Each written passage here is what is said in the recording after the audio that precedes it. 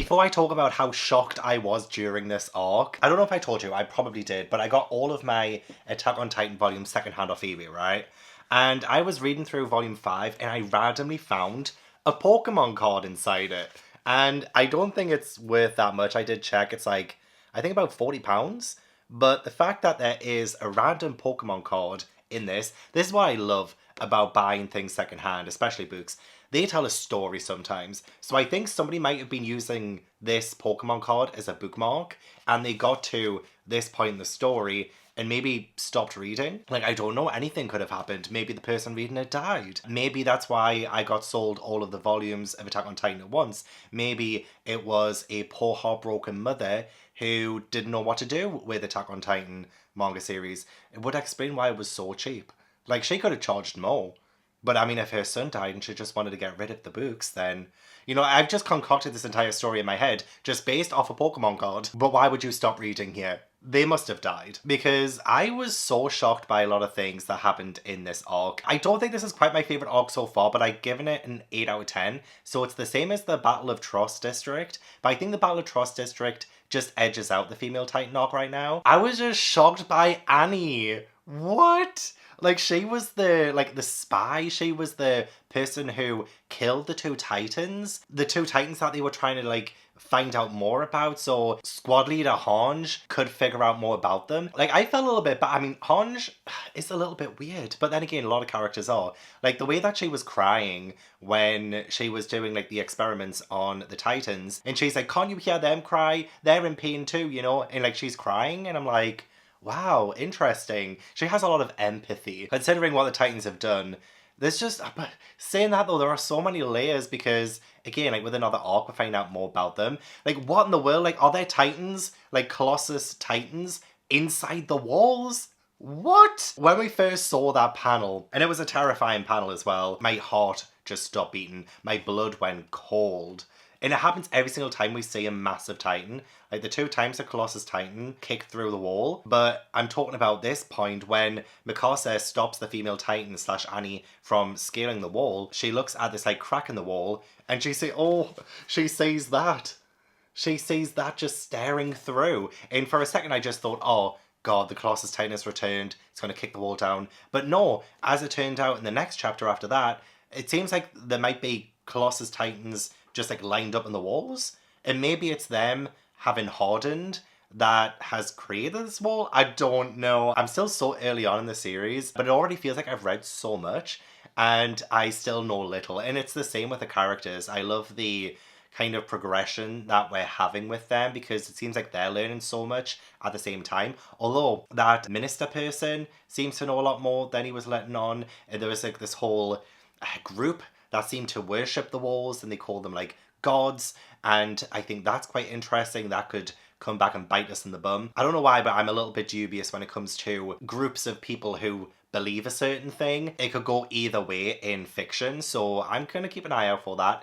Love the fact that they were in the middle of praying when the female Titan just like barged in. But yeah, this arc was intense. It had me quite scared. Early on in the arc when the Survey Corps are outside of the wall and they're doing their bits and bobs in Eren, because like there's this castle that they would use as a base, but there is like this mission where they're all kind of separated and then out of nowhere this massive female Titan comes, runs after them, it catches up to Armin, pulls his hood back, looks, and it's just like, nah, you're good. I was like, wait, what? We have another, like, intelligent Titan. We have another one. And then they mentioned that, oh, this is probably a human controlling a Titan. And I was like, who is it? Who is it? I actually thought, part of me thought, oh, is that Mikasa? Just because she was, like, sort of part of the family, like Eren's family.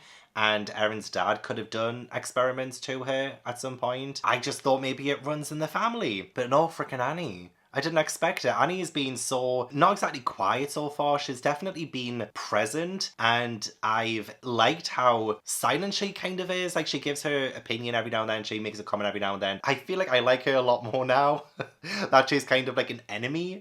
I really want to know more about her. I think there's something to do with her dad. I think her dad was like, promise me you'll come back to me or something like that.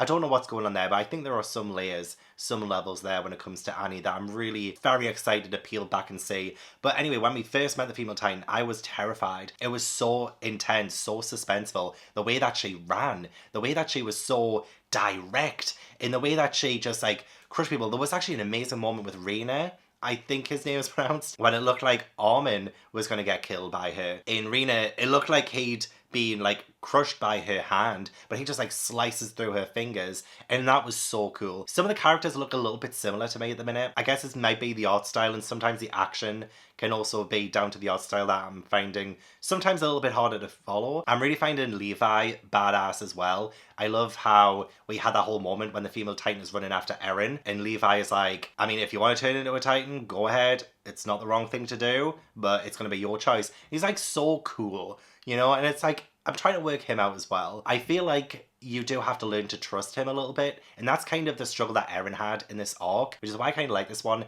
in terms of exploring Eren's like internal struggles, him learning to trust the people around him, the other members of the Survey Corps. And I felt awful for like Petra, Gunther, Eld, like that whole group.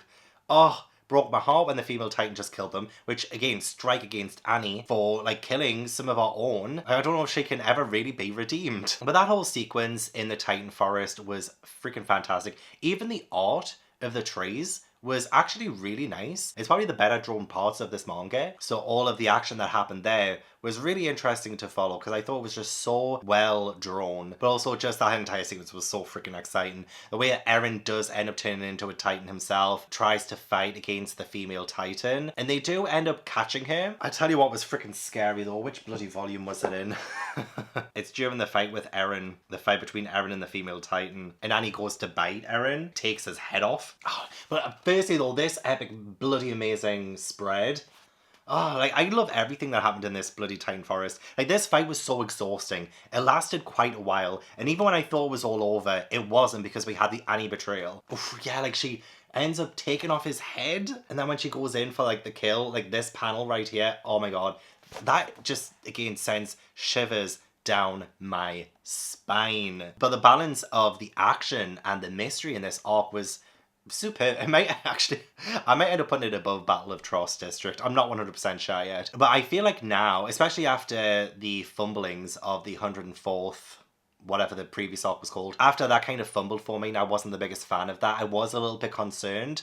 But this like totally restored my faith in the series. Totally made me that much more excited to continue on. It had pretty much everything that I kind of want from the series. It had the action, it had more things about the Titans, other little things that we've learned, like how the Titans are actually a bit lighter than we initially realised, despite their size. Like say when they pick up a severed limb, like it's actually surprisingly quite light. Also sunlight. Apparently sunlight either kills them or like zaps all of their strength. So at the end when they have to cover up some of the wall so that the sunlight doesn't get on them, I'm like, ooh, can you imagine if something happens where the Titans inside the wall, like, I don't know, combust and like the wall comes down? What? The possibilities of that are endless, and I'm still so surprised. Like, a few surprising things happened in this arc. And on top of that, some fantastic character moments. Mikasa, I think, might be my favourite character. I think she's so awesome.